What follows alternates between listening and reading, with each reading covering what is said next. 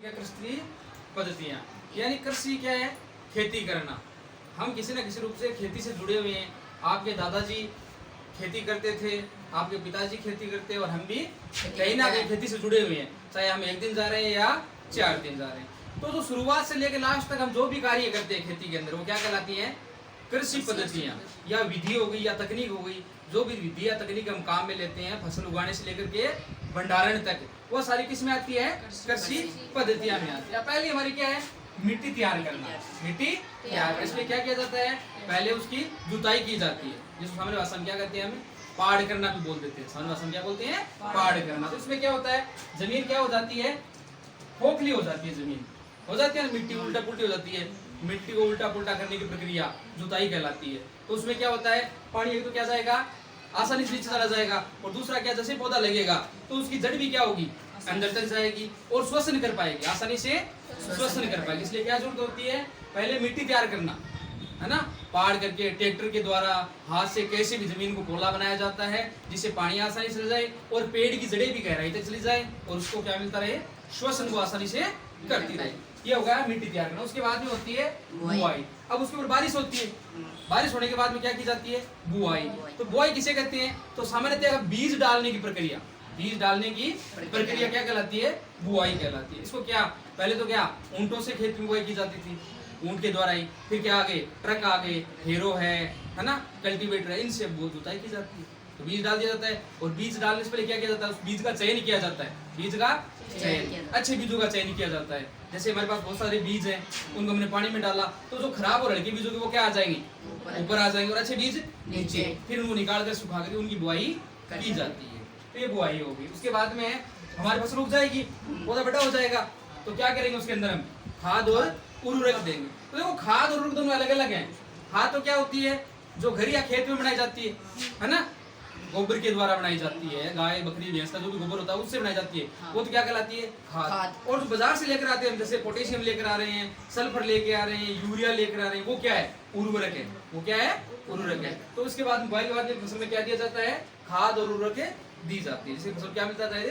पोषकता मिलती रहे, पोषक पदार्थ मिलते रहे। ज्यादा पौष्टिक तो किसमें होते हैं? खाद में होते हैं। हुमस की मात्रा अधिक किसमें होती है? खाद में होती है। इसमें हुमस की मात्रा अधिक नहीं होती है, और ये जमीन के लिए क्या होती है? फायदेमंद होती है। जमीन क्या बनाती है? उपजाऊ बनाती है, भूमि को उपजाऊ बनाती है। इसके बाद में सिंचाई, यानी हमारी फसल उगाई, खाद उर्वरक दे दिया, उसके बाद में क्या की जाएगी? उसके ऊपर सिंचाई, यानी नियमित अंतराल पर फसल को पानी देना या जल देना क्या कहलाता है? सिंचाई कहलाता है। भाई 1 महीने से 15-20 दिन से हम उसमें फुहारों के द्वारा पानी देते हैं, है ना? तो ये सिंचाई की भी 2 विधियां हैं, है ना? एक तो पारंपरिक विधि और एक आधुनिक विधि। एक तो हम फुहारों के द्वारा देते हैं, और एक क्या देते हैं? कोई पौधे ऐसे लगा लेते हैं हम, जिनको बूंद बूंद सिंचाई करते हैं ड्रिप द्वारा, और एक जो फुहारों में नोजल लगे थे उसके द्वारा, वो तो बारिश के जैसा होता है, और बूंद बूंद द्वारा क्या होता है? पौधे की जड़ में पानी जाता है ना? तो 2 तरीके से पानी देते हैं सिंचाई। फिर खरपतवार से सुरक्षा। खरपतवार क्या होते हैं? फसल के साथ उगने वाले अवांछित पौधे, फसल के साथ उगने वाले अवांछित पौधे जो हमारे काम के नहीं है ना, तो उसको निनाण करना कहते हैं, निराई करना। तो उसको कस्से से काटते हैं हम, है ना? तो वो क्या होता है? खरपतवार को हटाना कस्से के द्वारा। अब फिर क्या होता है? बहुत ज्यादा अगर फसल में हो जाता है, बहुत ज्यादा अगर कचरा हो गया, घास हो गया, खरपतवार हो गया, तो क्या किया जाता है? एक रसायन होता है 2,4-D। क्या होता है? 2,4-D। इसका छिड़काव किया जाता है। इससे क्या होता है? जो खरपतवार होते हैं वो नष्ट हो जाती है, यानी दवाई के द्वारा भी हम खरपतवार को नष्ट कर सकते हैं। जैसे हमने बाजरा की फसल उगा रखी है ना, ये बाजरा की फसल है, इसके साथ वो पीले फूल वाले होते हैं ना आजकल, रतन जोत बोलते हैं, वो उगाएं, है ना? तो वो क्या करेंगे? हमारा जो बाजरा है उसको हम जो पोषण दे रहे हैं वो कौन लेगा?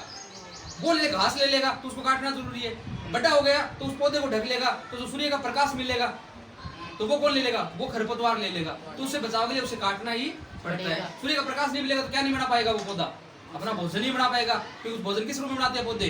प्रकाश संश्लेषण प्रक्रिया द्वारा, और उसमें क्या जरूरत होती है? प्रकाश की जरूरत होती है, तो वो नहीं बना पाएगा। तो इसलिए हमें क्या करना पड़ता है? खरपतवार को हटाना ही पड़ता है, चाहे वो हाथ के द्वारा हटाए, या हम निनाण करें, निराई गुड़ाई करें, या फिर किसी दवाई के माध्यम से हटाए।